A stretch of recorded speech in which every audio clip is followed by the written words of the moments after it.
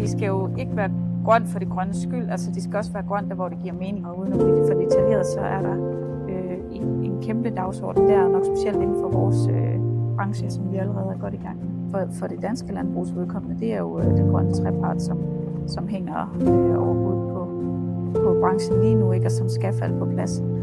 Og det vil vi selvfølgelig gerne bidrage ind i, og vi vil gerne bidrage på en måde, så vores forhandlere og slutkunder kan bruge os der, hvor vi nu kan bidrage, ikke, til at have nogle grønnere løsninger, eller til at kunne fortælle, hvad er CO2-forbruget på lige præcis den her maskine.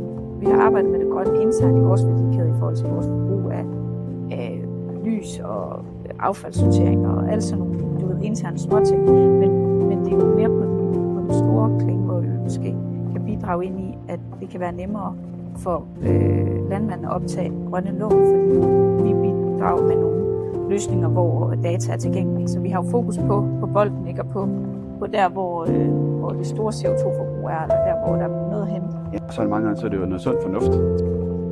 Hvis vi kan påvise, at den her maskine, der bruger altså noget mindre energi for at komme i mål, så er det jo også nogle win for vores kunder. Vi kan optimere bladeudnyttelsen, for det ligger der rigtig god økonomi i.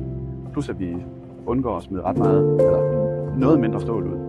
Så har vi jo dermed nedbragt forbruget, og vi har sparet nogle penge.